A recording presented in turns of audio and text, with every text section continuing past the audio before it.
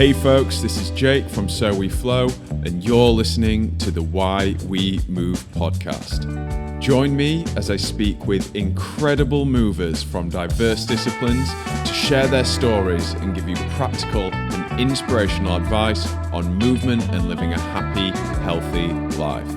Whether you're a beginner or an expert, a fanatic or casual, these conversations are for anyone passionate about movement, their minds and their bodies. I'm super excited for this conversation, man. It's such an interesting topic, honestly. It's kind of, I guess, something that I'm aware of, being in like the movement, interested in like physiology and anatomy and everything, but something that I really know nothing of other than my kind of own experiences. So I honestly, there's so much I kind of want to talk about, but I think a lot of it is just going to be asking you what's going on with all this and what this topic's about and what we can do to help ourselves in these areas. Yeah, I mean, that's, for me, that's part of it. Was when I kind of, my main background was in circus and gymnastics coaching. And in my sort of late teens, when I was quite heavily involved in just coaching gymnastics, I was very much of the opinion that one day I was going to know everything. Like there was going to be a point where I just didn't need to learn any more stuff. And that seemed to be how it kind of worked in gymnastics. There was just always the guy above you who seemed to know that little bit more. And I guess I was trying to find how am I going to get this information? And then I started to dawn on me as like, well, these guys are always going to know more than me. Like they've come through before, and they, one guy in the circus school I worked for was this Mongolian world champion acrobat. And I was like, well, I'm never going to know more about acrobatics than this dude. Like there's no possible way, even if he learns one thing in a month, he's just going to be infinitely ahead of me. And the other guy I worked with had gone down the road of anatomy, and he pretty much, as far as I could tell, had that covered. And I was like, well, this seems like a losing battle. Like there's nowhere where I can really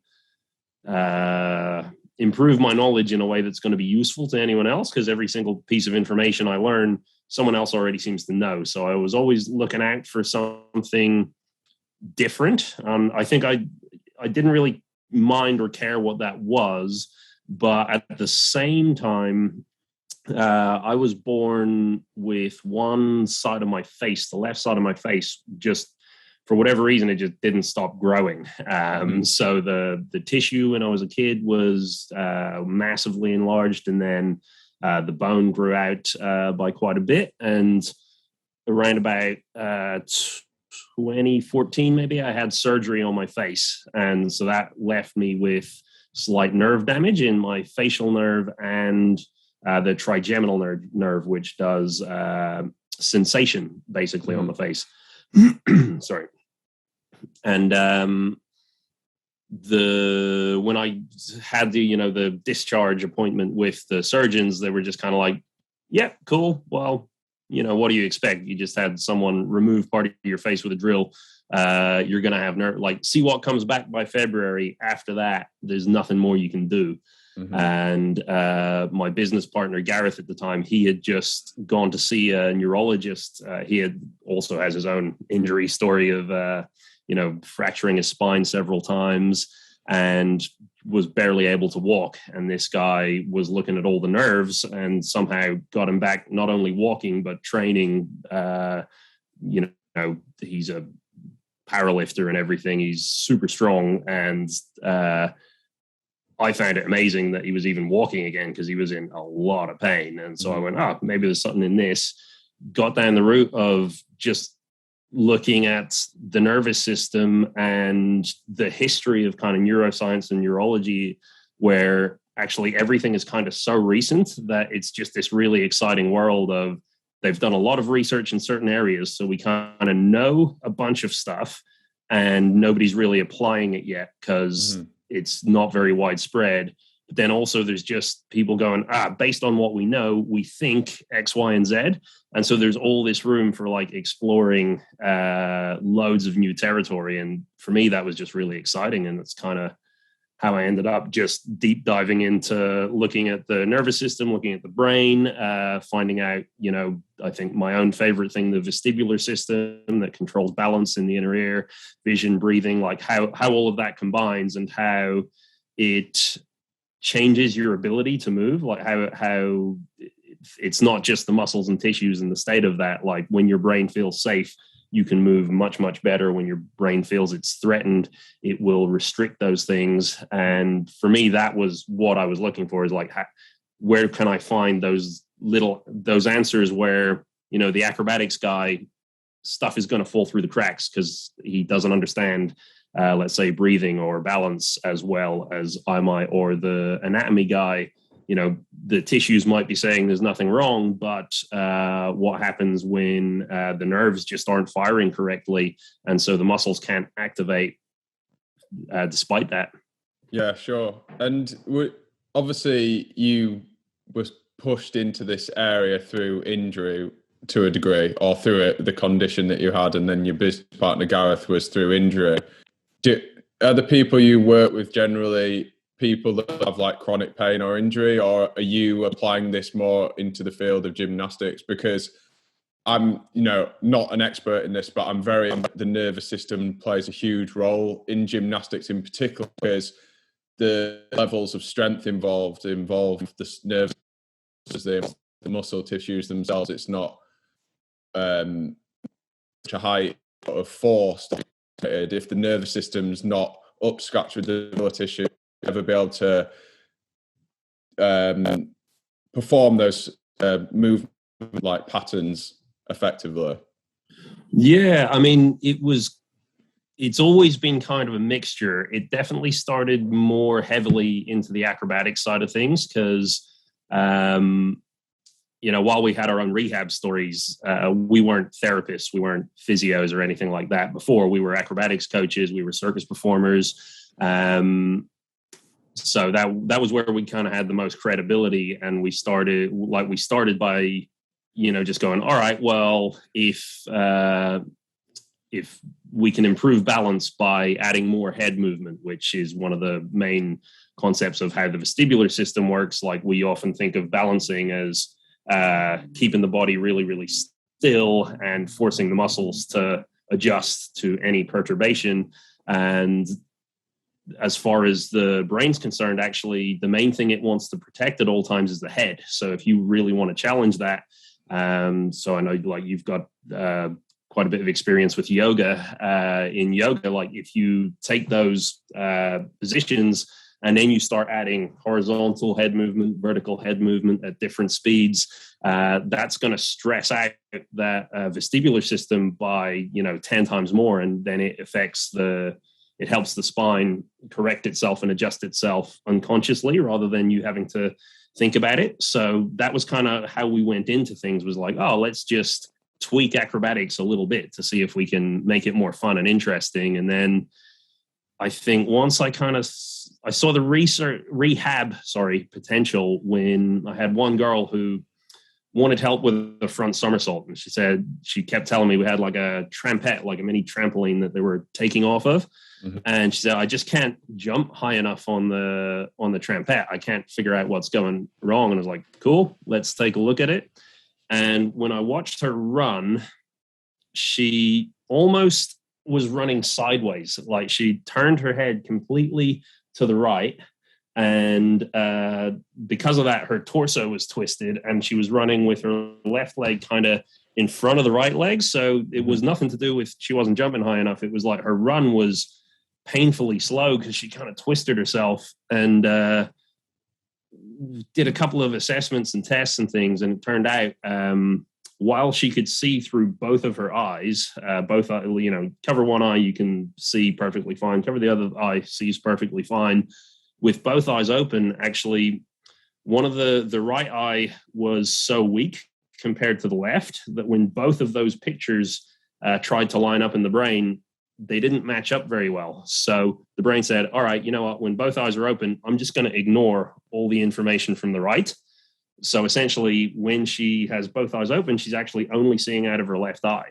So when she was running, her head turned so that her left eye would be in the center of vision. because, you wouldn't want to run at top speed with everything slightly off to the left. And that's when I kind of went, oh, this is more important. Like I could solve more people's acrobatic problems by looking at these deeper things. And I think that's what led us into the world of rehab. And I guess now we kind of specialize. It's rehab, chronic pain, a lot of times conditions where people have been told they can't get better. So, I mean, for myself, facial nerve damage, a lot of the time it's possible to address it and fix it, but it takes a lot of work. So a lot of medical professionals won't deal with it if it's minor. So, if you've got a big problem, they'll sort that out. But if it's very minor, they'll just kind of say, yeah, you know what, this isn't going to affect your life too much. But actually, when your face doesn't work properly, the autonomic nervous system, your unconscious nervous system, is going to freak out. It says, hey, I need that. Like, first of all, I want to know if anything's on my face, because that could be quite dangerous. Secondly, this is one of the most expressive parts of my body. It's how I communicate socially with people. So if the muscles aren't moving properly, it's not like a conscious decision from your brain, but it goes, this is going to be bad. Like things are going to be worse than if it was working well. And so your just resting stress levels are going to rise up. And that can become a big problem when you're dealing with, all sorts of other stresses throughout your day. Can you briefly take us through the different systems you work with and the kind of identified within this? Because I think most people will understand what you're saying, but it almost seems quite abstract to think about what components go into that. So I think it'd be interesting to kind of hear what you consider those components, and then maybe how we actually address each of those things briefly. Yeah, sure thing. So I'll say our basic principle in a nutshell is most of what we do is addressing this unconscious nervous system. So all the things your brain does when you're busy paying attention to whatever it is you want to do. And the reason that's important is because those are all your unconscious processes, like breathing, balancing, moving, being able to see.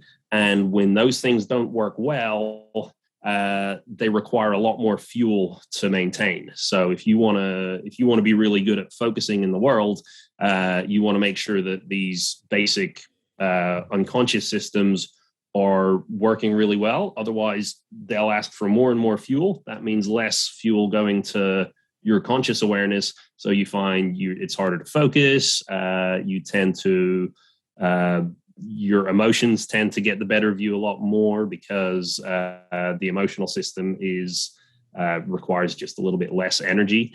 And you'll find things, strength, endurance, any of that will also tend to drop. So we want to make sure autonomic system, unconscious system is working really well. That way the body feels really safe. It feels like it's going to be able to respond to any threats really well.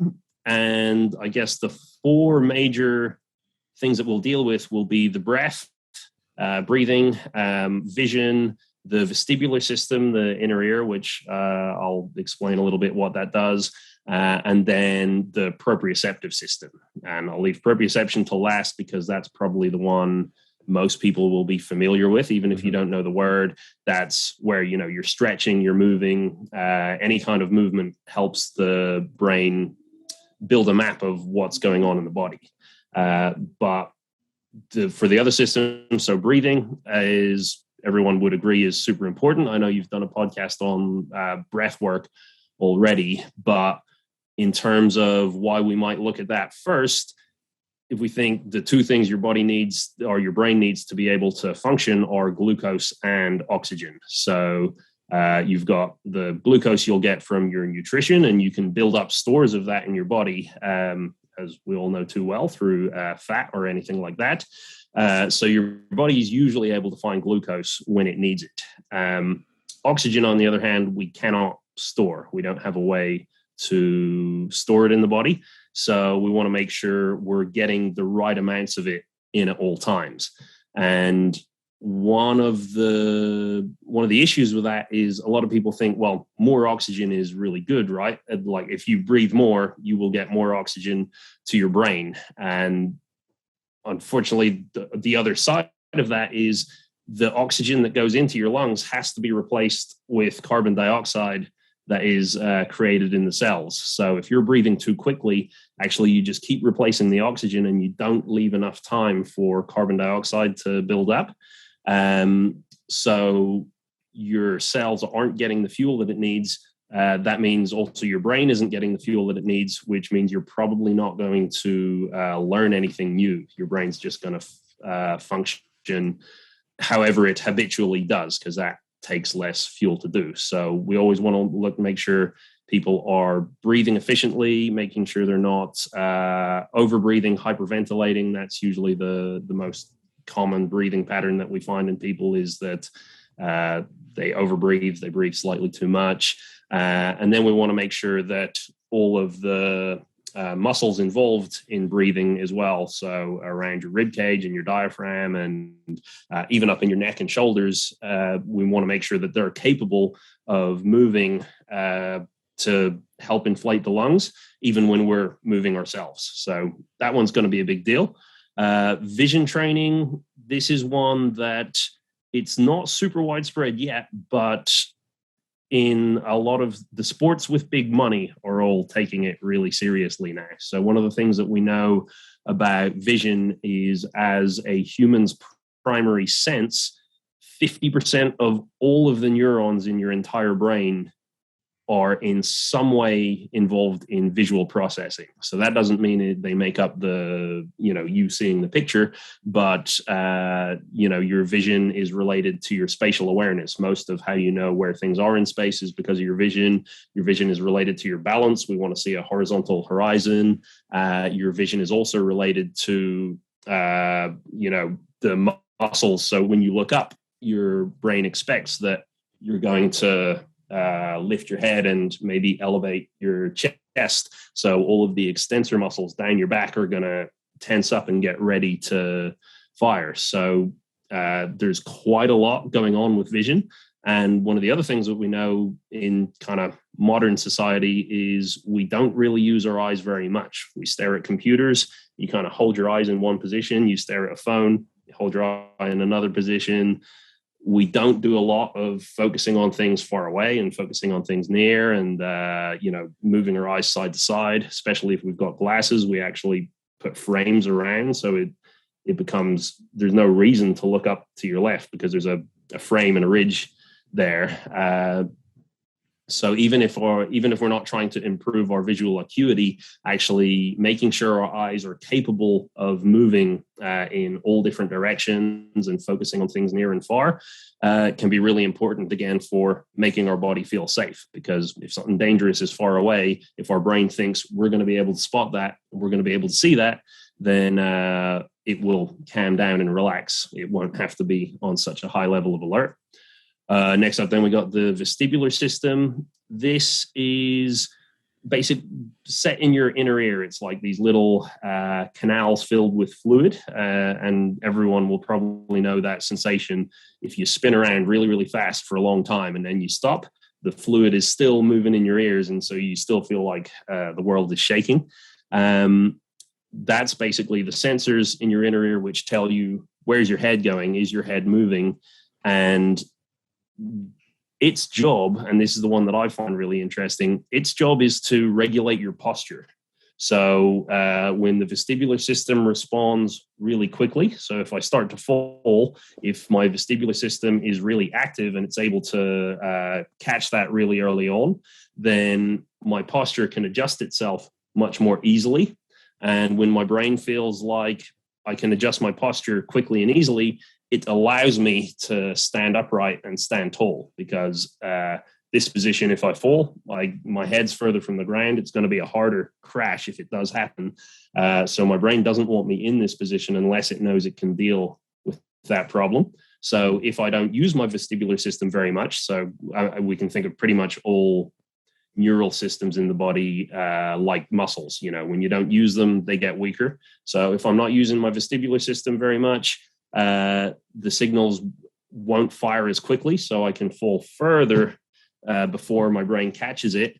And when my brain realizes that, it's going to say, you know what, I want you to round your spine. I want you to get your head. I want you to tense your neck muscles. I want you to just bring yourself closer to this kind of protective position so that if you do fall over, it's easier to kind of cover up your organs, get your head out of danger, and things like that. So for me, the vestibular system is one that it's not really being looked at. So like I said, there's a lot of stuff that's really well researched. The vestibular system, I think, is going to be the next one where I think most people's focus and concentration when we talk about that declining as they get older, I would say we're going to find a lot of answers in the vestibular system becoming weaker. And that actually then takes up much more energy that could be going to thinking clearly.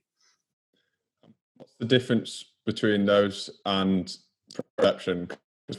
Assume that they kind of are part of that, or at least a component of proprioception, or would you consider that entirely separate? I guess it's one of those things where the only reason all these things have individual labels is because we wanted to understand them better. So we said vision and vestibular are two different things, but as far as the brain's concerned, we use them both for balance. So, my eyes want to see a horizon horizontal and my ears want to sense movement. And when both of those things agree with each other, then we have pretty good balance. And when they don't, like when we're in a car and our eyes tell us we're not moving and our ears tell us we are, sometimes we feel nauseous and ill because we've got two systems in our brain that are disagreeing. Mm-hmm. And the proprioceptive system, again, it really is just another component of the same thing. So where I say, the vestibular system wants to track head movement and tell you when you're falling over. Well, that's no use unless you can do something about it. And the proprioceptive system is designed to, as I said, it builds a map of where your body is in space. So when your head says, hey, I'm falling to the right, your brain then says, all right, well, what position are we in? Can I stick my leg out to the right to brace myself, or do I need to move my arm out to the left? So they intertwine very closely, and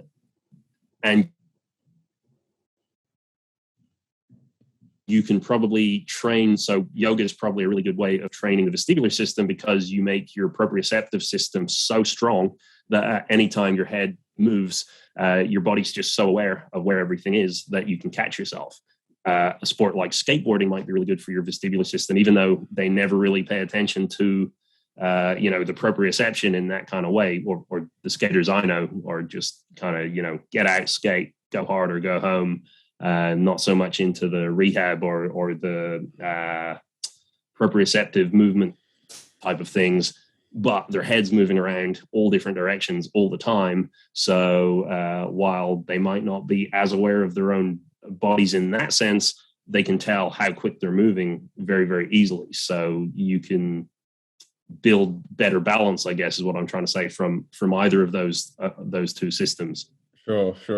So if, say, like a typical person that maybe has injuries or a few ailments or feels just out of balance, what could those people kind of look for to maybe consider that one of these issues is something they may look at? What would be like an identifying factor for you with that sort of thing? Yeah, so I guess if I was thinking vestibular system, I'm going to do a bunch of tests around your balance. So, and I'll probably, if you say, I've got knee pain, well, when are you experiencing it? If you're experiencing it when you're standing up, then I'm going to want to test all of these things while you're standing up and just see what's happening to the brain in this state. So I'll get you standing, and then I'll ask you to then perform head movements. So let's say we could go horizontal, we could go up and down vertical, we could maybe do some diagonals or things like that.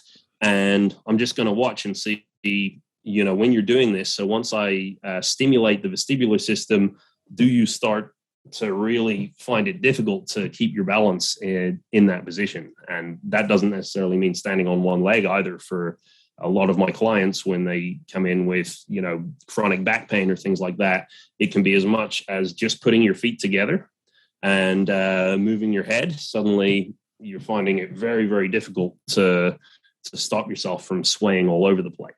And if that's the case, then that would be a pretty strong indicator to me that we want to, rather than doing manual work and, massage work or even strengthening exercises for the back, we can probably do those and they will probably work after long enough. But we might get better results much, much quicker by saying, hey, you know what, we need to work on these balance systems.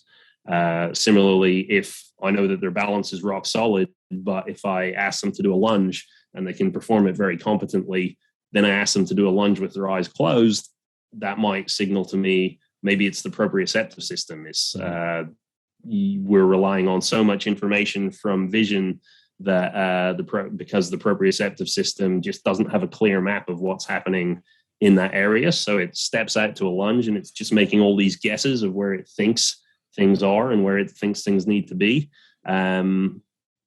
So yeah, as a general rule, I would say when you find a huge difference between eyes open and closed, I normally look to proprioception. And when I find head movements drastically reduce your ability to balance, that's probably a good indication that maybe it's vestibular. And if you have changing symptoms, if you say, oh, some days it's eyes closed, some days it's head movements, some days it's pain, some days it feels really hot, for me, that's probably a sign that actually maybe we need to do more breathing work. So your brain's not got enough fuel and it's just firing off whatever symptom it feels it's able to give you at any one time. Yeah, amazing. That was such a great summary. I think most people, myself included, like we might be aware of these systems. But really train them. We kind of take granted, I think, in a lot of ways. I think doing handstands is a great way for everyone to kind of learn to navigate some systems. I don't know if you agree with that, but I think for me, even after years and years of doing yoga and different sports, I think when I actually started consciously practicing handstands and improving that skill, that's when I noticed that there was this whole area that I'd been neglecting in the past, and it was very, very unrefined in a lot of ways, and it was very immature. And so what sort of would you to improve these systems, just not necessarily because they have an injury, but just to make themselves a stronger human, a better athlete, a better practitioner? Yeah. So I guess something I'll say just before I give this answer is because this was one of the biggest gripes for me in starting a business, that like while we do a lot of flexibility work and things, we're kind of seen as it's more of a rehab centered approach. And I have a big problem with rehab just for rehab's sake, or even worse, prehab just for prehab's sake. Like, you want to do all these things just in case, like you're building insurance for your body. I find that it's really presumptuous to assume what bad thing is coming for you in the future. Like there's so many things that can go wrong, and if you spend all of your time preparing for that, you're never going to enjoy your life. You're never going to do anything fun. And I think your example of handstands is a good example of how almost all the time we're using all of these systems in our body. It's, again, we decided to label them, and so we analyze them individually. But when you do handstands, well, your vestibular system's getting engaged because you're moving yourself from upright to upside down, which is going to change how the fluid sits. We don't actually know what that does to the vestibular system, but we presume it's not nothing, given that the hairs are going to be in different positions. So we definitely say there's probably some vestibular stimulation going on there. Proprioceptively, your brain has maps of most positions it finds familiar to you. So once you go upside down and you've never been there before, I think what most people report is where did my legs go? Like, I have no idea where they are. And after a while, you start, either is it because you pointed your toes and suddenly you feel the muscle contraction, or some people just get really good at body scanning and saying, oh, yeah, I feel my shoulders in tension. I can feel my hips now. I can feel my knees.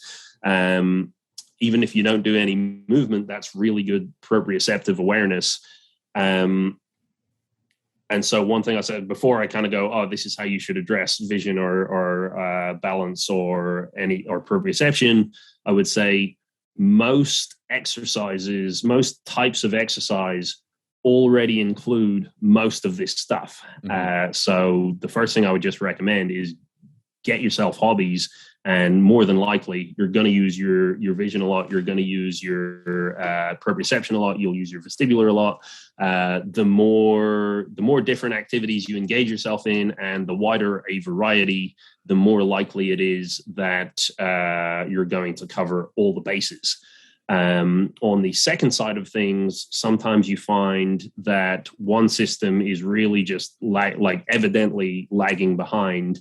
And normally what I see is when I'm working with adults, this is going to be where I go, oh, what thing do you really not like doing? And whatever activity they don't like doing is usually a window to the area that might need work. So most people who don't like ball sports and team sports, a lot of the time doing some vision work is going to really improve that. And you can do that by doing ball sports and team sports.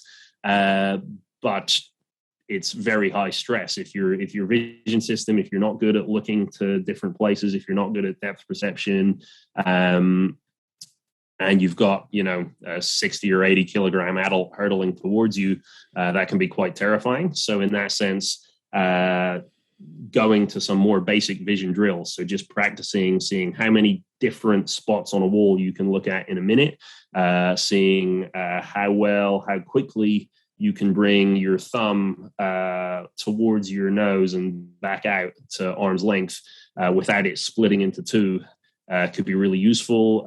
Training your peripheral vision. So if you can find an app for speed reading, that's really good for widening your gaze, which is really good for actually relaxing your whole body. Would be kind of examples of vision stuff you could do. In the same sense, people who get really into more the world of like Pilates and things like that, or Feldenkrais or anything that doesn't have, maybe even yoga to some extent, although it does have a more difficult balance component. A lot of the time then I would go, all right, let's look at the vestibular system. Maybe you're really good proprioceptively and you can control your body really well, but you don't like it so much when you move. And then that's when I would say, hey, you know what, dance acrobatics, something like that could be really useful. Or again, if you wanted to break it down to something really basic, literally just stand on one leg or stand 1 foot in front of the other, whatever is a challenging balance positions, and just see how many different ways you can move your head around, how quickly can you move your head around, and just work on that for a little while. And then with proprioception, those are generally going to be the people who just don't like to have their eyes closed. So if you find that you just don't feel very coordinated all the time, you find that you just generally feel quite clumsy, that's a lot of the time going to be a proprioceptive issue. And usually I'll direct people like that towards weights, like nothing too heavy, too quick. But because when we lift heavy stuff, it fires the stretch reflex in our muscles so much, we can actually build quite a lot of proprioceptive awareness that way. Thanks. That was some great tips there. I feel like I'm definitely going to go through and write those down and put some kind of email out to people. There's a couple you touched on both of the points in case we go down a rabbit hole, but the first was just kind of what you said about prehab. And I think because you're from a gymnastics background, like, correct me on, but you know about hours of pre-work, I'm assuming, because I I have no gymnastics knowledge, but I have adult gymnastics in the sense of books like Overcoming Gravity, gymnastics like GM, like that have a huge component of how the app work, so to speak. And it's if you don't have time to practice for that long, which most people don't, then it's very difficult in one sense. When you do have time, which I have in the past, nowadays I don't, it's neglect that stuff and kind of feel bad about it. But at the same time, when you're doing it, you do kind of feel like there's a purpose for this, especially wrist warm-up, like wrist strengthening, wrist warm-ups. If you are going to be doing hands training, all that sort of thing, that's essential. But like you think, sometimes you're taking the focus away from the actual effective stuff, the high impact stuff. Kind of, can you sort of elaborate more on what you meant about maybe taking a bit of the focus off the prehab, given that you do have the background of gymnastics where it is very, very important, or at least considered by conventional wisdom? Yeah, definitely. And I also don't argue that it is very important either. So in high level gymnastics, I would say you want to do a lot of risk prevention, given the amount of forces that are going to be going through your body. So basically, I have some very strong, I spent a lot of time working with sort of youth and teenagers when I was doing my coaching. And I kind of started to notice this pattern of, most people want to get into coaching so that they can share all the stuff that they've learned. Like they really enjoy learning. They've developed this love of it. And then they see where they've got to now through, everything they've realized, which usually is they got into it as a kid and they loved it, and then they trained really hard, and then they probably trained too hard and got themselves injured, and then they started to realize, oh, this prehab stuff is actually really important. I shouldn't have neglected this, because otherwise, maybe I wouldn't have got injured, and they build up a huge knowledge base of all the things that surround the thing that they love. And it's at that point where they go, yeah, I'm going to start teaching people. And it becomes this really strong message in their head of like, I don't want to let happen to other people what happened to me. Mm-hmm. So I want to make sure that I can sacrifice some of the fun and go, you know what, if you just do this strength work, this is really going to sort you out in 10 years time. The problem with that for me is, a lot of the time you're saying this to somebody who has no idea or no intention, of spending 10 years actually in your discipline. So, you believe very strongly in what you do. You will find some people that need the exact information that you had because they intend to go your path in your direction and do this as intensively as you did. For most people at the beginning of their journey, they're not going to end up as the master yoga practitioner. They're not going to end up as the professional basketball player, whatever it is that you teach. They will do much, much better in the beginning if you can find the easy wins. So if you can find the things, get them to love what they do more than get them to prepare themselves for the future.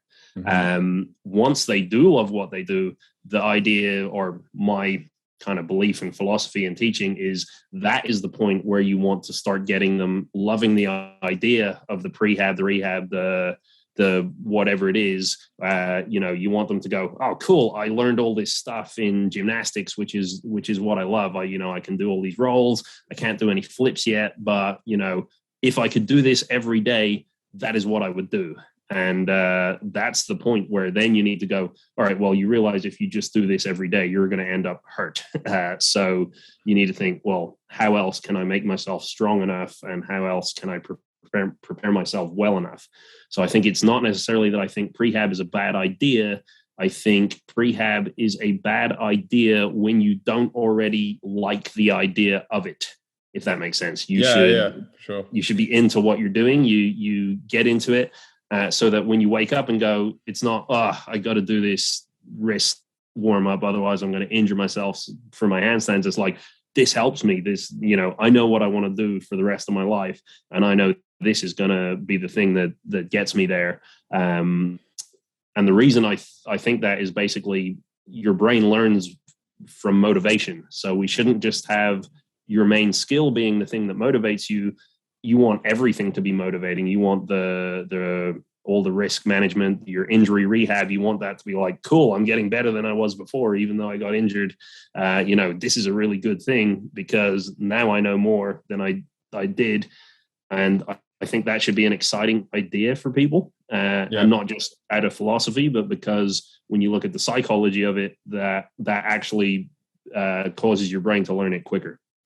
Yeah, absolutely. I think there's obviously for a gymnast that's training for hours and hours every day, like I guess a rigorous full body program of at some point is useful, but for the every person, I think the individuality comes across even more. For example, if you don't have much time to train every day and it's not that intense, there might be some areas of prehab that are more specific to you that are useful. So for example, for me, I've from tendonitis my whole life. Like everyone in my got it. My brother always had it. So I know for me that I will train my wrists every day or warm up my wrists or do some kind of wrist, because it keeps me safe. It keeps that at bay for me. Whereas I rarely have to think about my lower body because I've never had any issues. And maybe that's the nature of my training. Maybe that's the nature of the things that I do day to day. I try not to sit and I walk around everywhere. I try to avoid being sedentary. Be born with our bodies working and functioning the right way in that certain section of your body.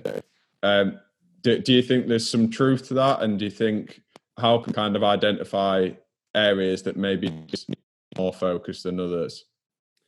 That's a good question. So,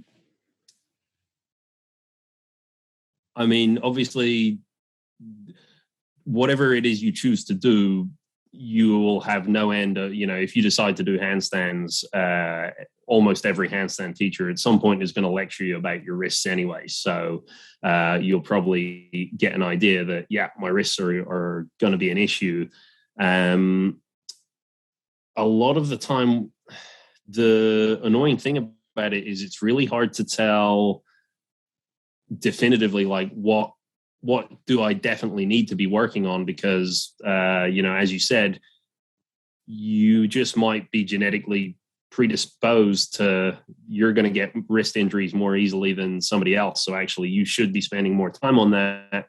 And unless you've got a lot of money, it's very difficult to figure that out without, having to ask somebody to screen you and look at you. So usually the way most people figure it out is the first time they get injured, they go, oh, this is an area I need to focus on. And they end up learning a lot about that area, and they learn a lot about, wrist mobilizations and everything that goes with it. And kind of what you know, coaches who focus on their injuries, I guess, but just for a general person, it's the same thing. Yeah, it pretty much becomes, and there's not really any bad thing. Like, obviously you don't want people to have severe injuries as their first one, but once you get really into training, there's always going to be a risk. Like, injuries are always going to be part of it. And I know I hear arguments all the time of, is it possible? So didn't you get into neurology and neuroscience because you wanted to get rid of all injuries? The more things eventually you can sort everything out, and then nobody should get injured. But I just don't think that's the case. Is like, as soon as you make something safe, people will push themselves to the limits of that. Once they know, all right, this is where I am. We've made this totally safe. Oh, I've given you an airbag on the end of your skateboard so that when you fall over, you don't hurt yourself. You're not going to keep skating the same way as you did before. You're going to go, oh, cool, what else can I do? And you're going to add on, different tricks and different flips that you would have never tried before. And I think for most people, they will do the same thing. Is, if you never do any exercise and you're like, yeah, I fancy myself as a hand balancer, I'll go try and figure that out. And, that's not what your body's used to doing. So in your first couple of weeks of that, it's going to resist. It's going to say, hey, dude, what are you doing? This is crazy. And that's why it's going to send you loads of aches and pains in those areas. And as long as you listen, like, where am I going with this? I guess the thing is the kind of listening to your body as much as possible, just getting good at asking it what it needs is probably the best way to figure out where you need work. So rather than always trying to push through injuries, just take pain always means something. It's not a very precise system, so your brain doesn't always know what it means when it's giving you pain. But once you've got your wrist pain, don't just go, cool, this will go away. Just go like, why have I got wrist pain here? Is like try and play around with it. Does it still move? Still moves okay, so it's probably not any serious damage. If it was, I probably wouldn't be able to move it so well. Maybe can I feel? Is my sensation really good on it? If some part of it feels numb, then maybe I'm feeling pain because I've tried to move an area that doesn't really feel anything very well, so it can't feel when it's being moved, and then it says, hey, I don't like this. Or is it your balance? So once you've gone upside down, your inner ear has just gone, ugh, really don't like this. And he said, what's the best way of getting James to come down out of this handstand right now? Better if I gave him some wrist pain, he wouldn't stay there long. So yeah, if you find that it's only really happening when you're doing the exercise or when you're moving, then maybe that's a sign that you're just trying to up the intensity a little too quickly, and you need to drop it down a little bit. So I was kind of like thinking to the email you sent me as well, referencing with what you just said then.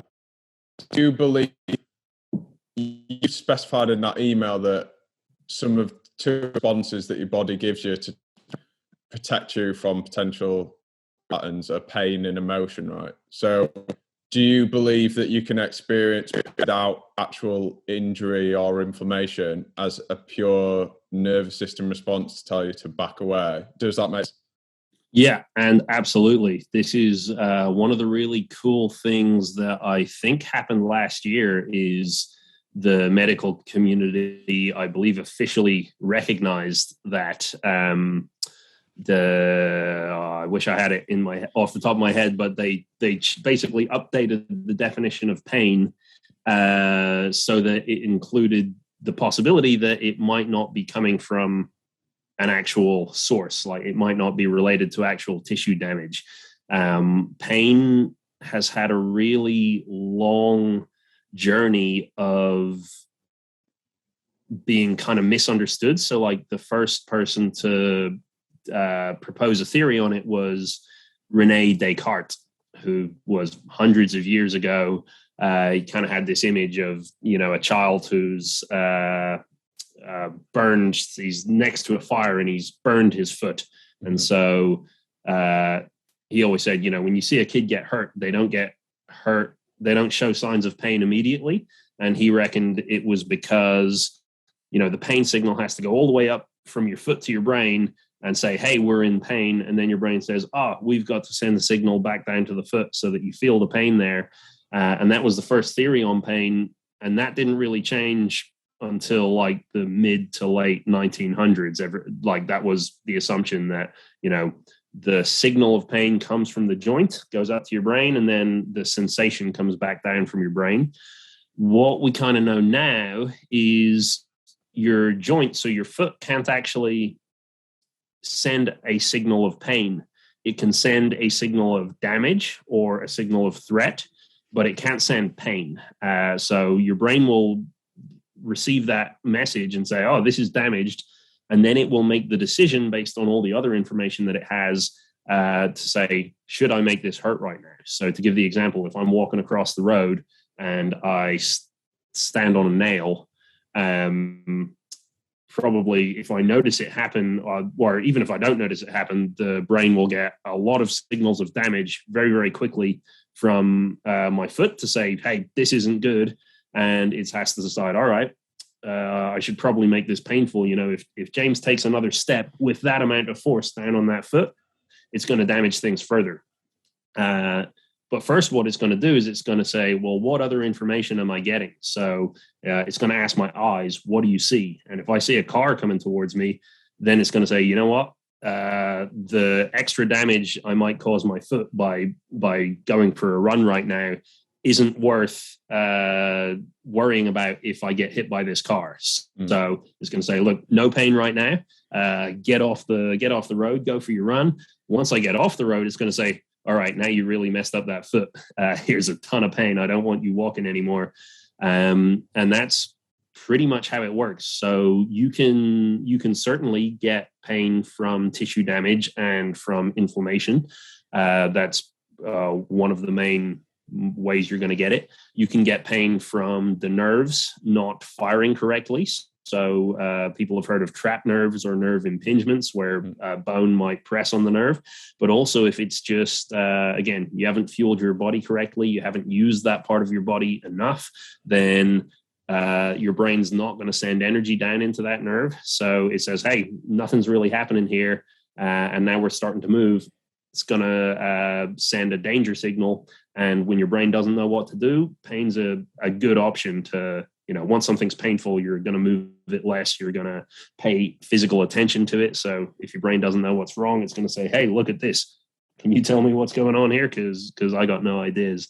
And it can even come from things like, your organs. We're all familiar with headaches and stomach aches, and all the other organs can ache, not necessarily because there's something seriously wrong, but just because either they're working a lot or the tissues around them are aggravating them.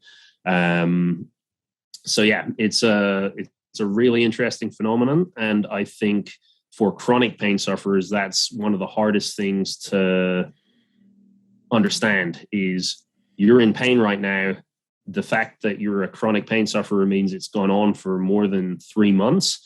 After 3 months, all tissue, it's pretty much guaranteed the tissue is going to be healed up. So it's very unlikely that there's any damage anymore.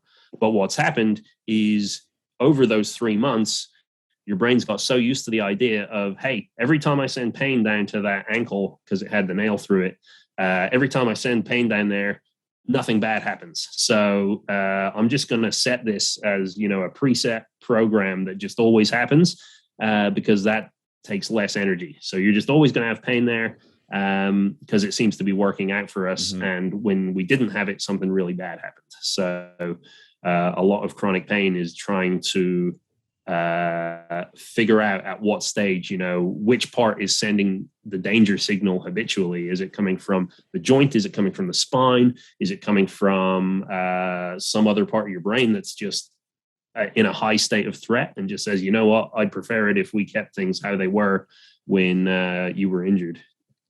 So given that your brain almost makes a decision about whether to send the pain signal, so like in your nail example, it assessed the environment and that decides in, quote unquote, to whether the situation is optimum to give you the pain signal or whether there's better interests at the time, right? So I can think of numerous examples in my life. One that comes to mind is when I was a kid, I was walking home from Cubs and a massive Alsatian came out of the bushes and chased me.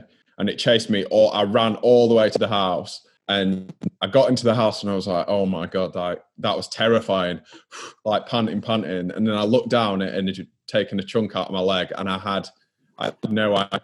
So that obviously was a similar scenario. And you explained obviously there's also chemical influences going on there, but ultimately the brain has decided right now the pain is the priority right now. The priority is to get you out of danger.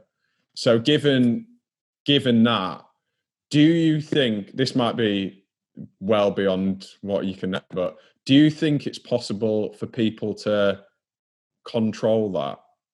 I know there's theories say Wim Hof, he's one of the first people to have been able to control that or nervous system. Is that correct?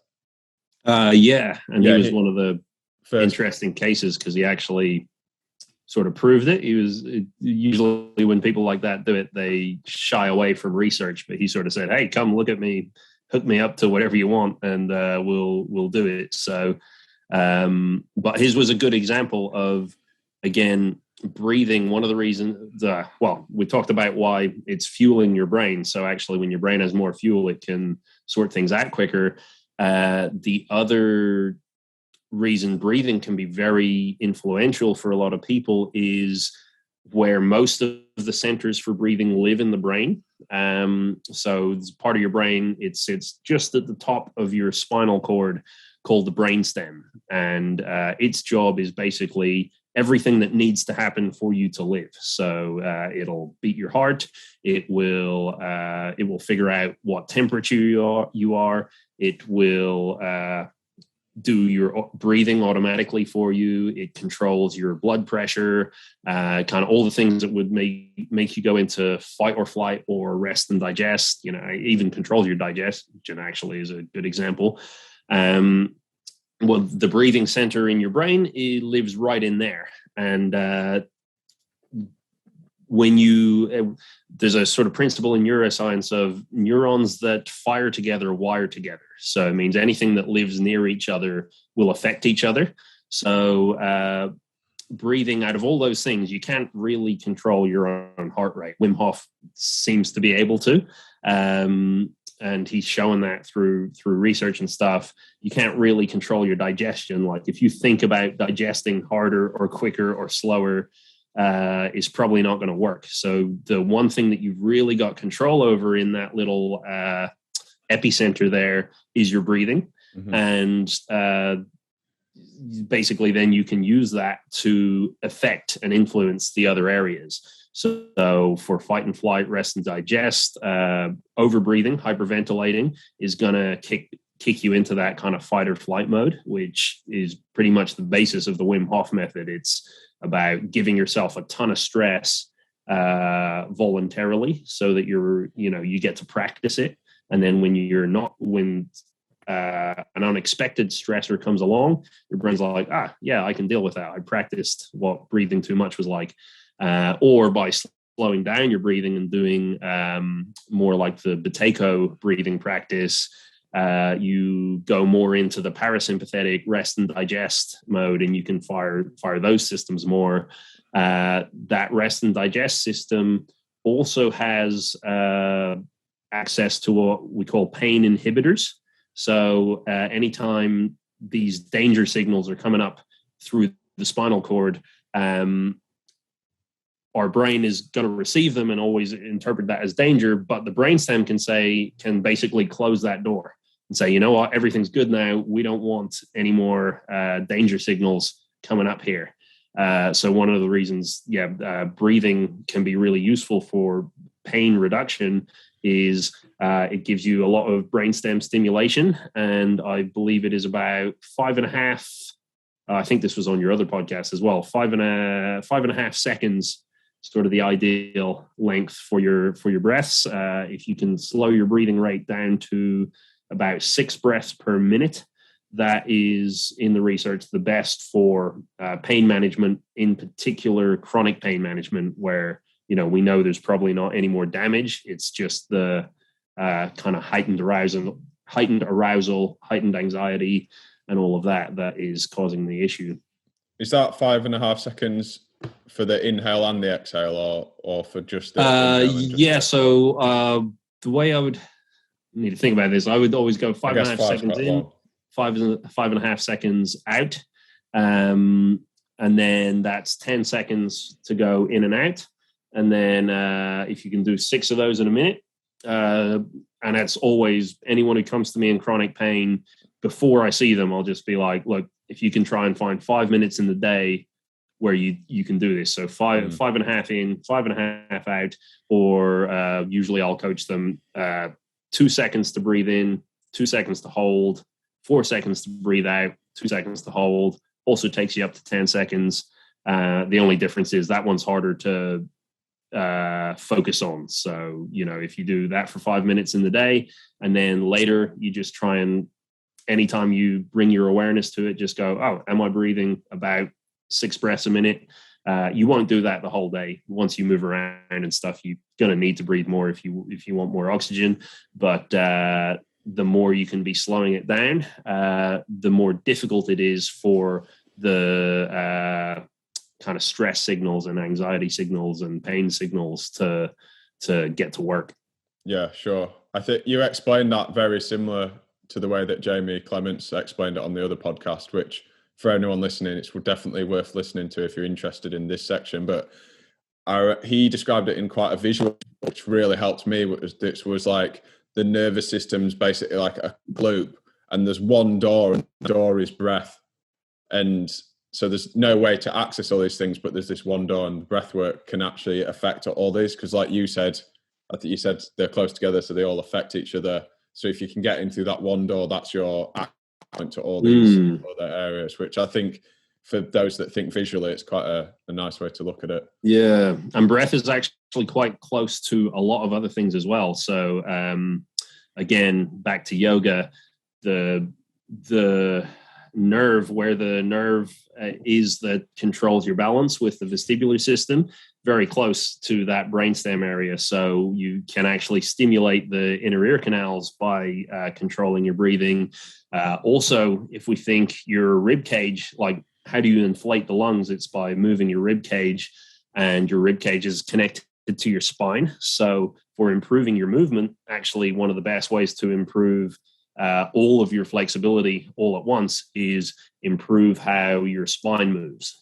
So if you never did any stretching on your limbs and you just did spinal mobility work, you could probably expect to see a good improvement in your splits and your shoulder range and all of that. And one of the best ways to mobilize your spine is by using your lungs, because it's hard to force your spine into a position it doesn't want to go to, but what it really wants to do is breathe well. So if you can manipulate your spine into a position where you can get more air into your lungs, your brain will focus on learning that position much, much harder. So I give that a lot with scoliosis. If anyone comes to me with that, I kind of say, look, if you can figure out if any kind of curvature in the spine is probably going to affect one of the lungs, it's going to find it more difficult to inflate that lung. Well, if you can teach your body to go into a position that makes it easier to inflate that lung, that huge rush of oxygen, your brain is going to say, hey, let's do this more often. And you'll probably find it cements the position a lot quicker than if you just do, spinal movements or strength work. Yeah, I couldn't agree more on that. Sometimes you wake up and your body just doesn't feel right and you can't really pinpoint what it is. And I find that there's two things that I can usually do to alleviate it. One is you might get a pop across your sternum, like a few pops fine, and it's kind of like, oh, that was it. And the other thing is just hanging, like getting that decompressed spine. And I think the two together are so unviewed kind of community, and they're so powerful just as daily practices that take little more than a few seconds a day, but they can really open up all the torso area without, like you're saying, on sort of limb mobility, which is kind of the usual priority. On a more, going back to practical stuff slightly, so in yoga, obviously if you're doing a lot of standing postures, there's a lot of single leg movement, single leg balancing, like lunges, whatever else. How does one identify whether the issue is, say it's a stability issue, right? So we're doing, let's say, like just a high position and we're finding stability quite hard on one side. How does one know whether that's a nervous system issue or it is a muscular imbalance? So let's say like on a lunge, something in the glute, like around the pelvis, maybe some back impingement could be causing the issue. Whether it's that, it's the nervous system, or maybe it's the communication between both. Yeah, again, always difficult. Which is why I would always go, if you're trying to look at it first, I just try and blast all systems, all areas. So you're finding balance difficult. Well, where do you feel like you're moving the most? If it's in your hip, then you're going to want to do some hip exercises, but also add in some head movement at the same time, like whatever hip exercise that you do, or if it's an isometric, then get yourself into that isometric, move your head, see, does that solve the problem? And if it does, did you really do you still want to know the answer, or are you just happy that now your hip is working fine? Like if you really need to know the answer, then you've got to go very clinical and take it one at a time. If the answer is not what you want and you just want your balance better, then throw everything at it. And if that's not working, then be a bit more clinical, because sometimes, if you do the hip mobility and the head rotations and you're doing them at the same time, maybe one of them is really helping, but the other one your brain finds so stressful that it's actually counteracting the effects. So then you want to break it down. So I'd always go for, well, what's the quickest thing you can do first? The other things that can be useful. So generally, if I see a vestibular problem, if I think it's actually the inner ear, or if it's vision. So a lot of balance problems can be caused by eyes that, sit. They don't quite focus on the same thing. So you see everything as slightly nearer or slightly further away than they really are. If that's the case, though, I probably wouldn't expect to see a huge amount of difference one side to the other.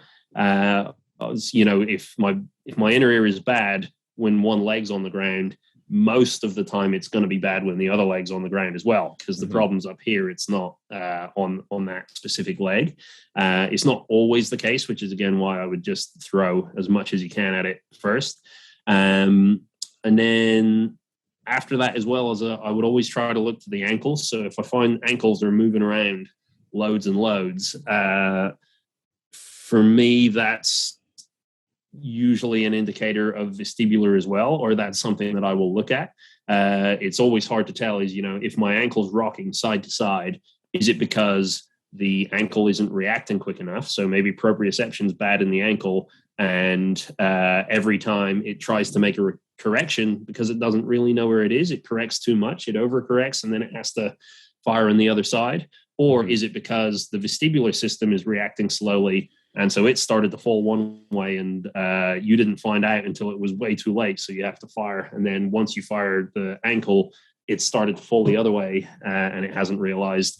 But normally, if it was an ankle problem, I would just go straight away to head movements. So, get standing on the ankle, move your head around, up and down, left and right, or whatever different positions.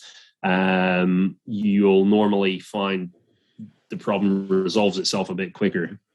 It's really interesting you say that, because I think I've noticed, say, if I practice yoga in the morning, like really early, or if I've had a long day and I'm tired or fatigued for any reason, I find my ankles do wobble more. If you think that makes sense, what part does fatigue of this? Because I imagine it's quite significant with these systems. Yeah, well, fatigue will affect the most energy hungry systems first. So whichever bit needs the most energy is probably going to be the first one to fatigue. Usually that's your eyes. So again, like I said, it's 50% of all the neurons in your brain. Your brain is a fifth of all the energy taken up for your whole body when it's at rest. Everyone always assumes that means when your body is moving, it's less than that, but actually it can be more. So a good example of that is chess players in major tournaments. I think it was an article, it was in ESPN, I think they were all losing weight dramatically, and they figured out they needed about 6,000 calories a day in their diet just by playing chess when they're playing at their maximum level against equally formidable opponent. Their brain was using up so much energy just trying to figure things out that they needed to triple their caloric intake, whereas a professional tennis player might only need to do the same. Even though they're using all these big muscle groups, they're using them so efficiently that they probably don't need more than the chess player. But vision is the most energy hungry thing, and usually when we get that real sense of fatigue in the evenings, it's probably something to do with our eyes having too much stimulation and requiring too much work. So smartphone use, laptop use. I'm in a studio right now, so I've got these like studio lights blaring on me, so I'll probably crash mid-afternoon because of that. But yeah, anything where you can just relax your eyes, so peripheral vision work, or just cutting out, blue light or the smartphone and laptop use a little bit more might help you a bit more in the evening.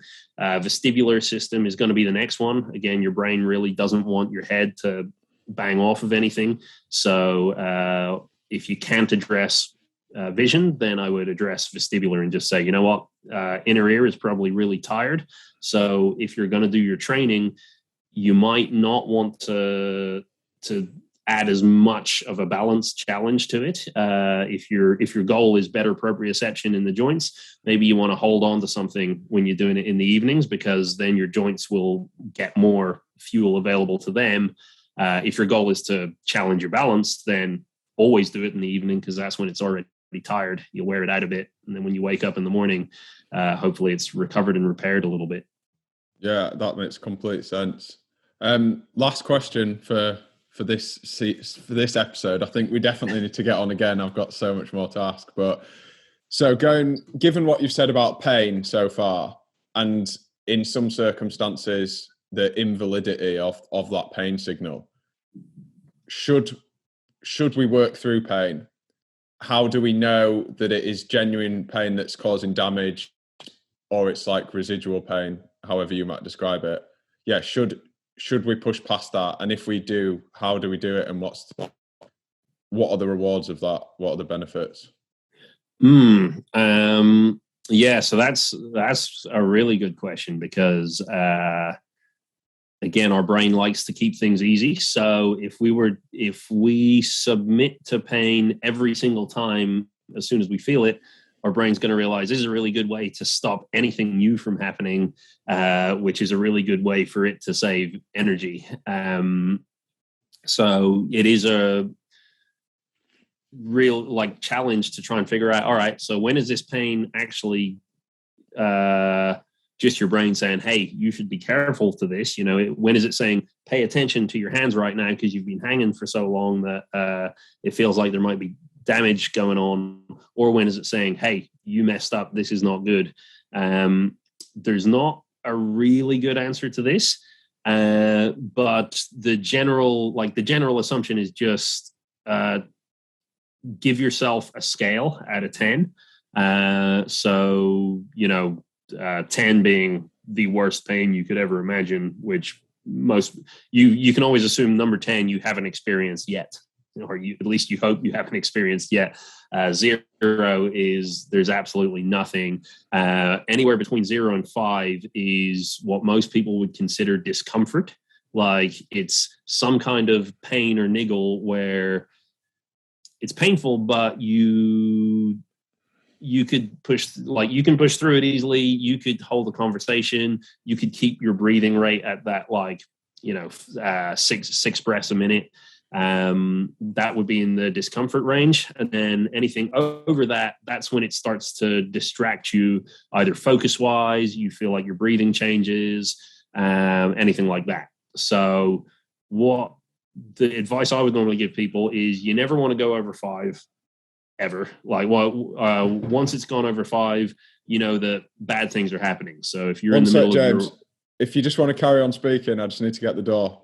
Carry on. Yeah, no worries. So if you're in the middle of, let's say, your world record attempt, and you realize you're at a 6 or a 7, well, I'll leave that up to you. If this is a one-time thing and you know that you're going to stop right after, your brain's not going to like you for it. But if you must continue, then that's what you're going to do anyway, I guess. Usually I'll just say keep it below 5. If you're doing something you're not used to, keep it up to 3. So, when it's a brand new skill, a lot of people always say, when I see people do new aerial trapeze classes or handstand classes, and it's like, yeah, your wrists are going to hurt. But don't worry, that's normal. That's just all part of the process. Like, it'll get better. I'm always a bit more like, like your wrists are going to hurt, but a 3 out of 10 is good for the first couple of weeks. If you don't overdo it in the first couple of weeks, your brain goes, this isn't so bad. Actually, I was giving you pain because I didn't know what was going on, but now I understand this. So I'll let you go much harder for much longer, keeping it at a 3. Once you kind of feel a little competent at what you're doing, then I say, you can probably push it up to a 5. You can push it to the limits of where you're not really sure what's going on. And that's how I would do it. There's not really, unfortunately, everyone has different tolerances to pain, and everyone has different tolerances to pain on different days as well. So, the more stress, the more other things that are stressing you out. And that might be stuff that you're aware of, like your relationships, your job. It could just be the light in this particular room is a different wavelength, and that bothers your eyes. And so you're in more stress. So it's always hard to say this much pain is okay. But 3 out of 10 for beginners, anytime you're beginning anything. 5 out of 10 once you're kind of used to it, familiar with it. You usually can't go too wrong there. And, above that is you're breaking your personal best record. Like I don't recommend it, but people are going to push through sometimes. That's just how life is, I guess. Yeah, sure. Awesome, man. Honestly, I've enjoyed this conversation so much. I really, really appreciate you coming on. How can people find you? So you can look us up at thenerveguys.co.uk. We have online trainings and platforms and stuff. Mostly it's marketed to flexibility just because we seem to do really well with that. But we do look at all kinds of pain and movements. Get in touch, and if you want to talk movement, rehab, recovery, anything like that, we can sort you out. Amazing, man. Thank you. And I really want to sort out to do this again with Gareth as well, and we can dive into some other areas because it's such a vast topic. And I think maybe we'll get some comments from this podcast of questions people can ask if you come on again in a few weeks, and can dive into some other areas. Yeah, cool. Yeah, definitely. Gareth will be happy to show up as well. We're really keen just to get the word out, I guess, because we've benefited so much and we've seen people benefit so much that, we just want to keep talking. And thank you very much for having me as well, because I've been enjoying your podcast, and I like your clothing as well. So cheers. Yeah, no worries, man. An absolute pleasure. Have a great day. I'll speak to you soon. Yeah, you too. All right. Cheers. See you, man. Bye. See you.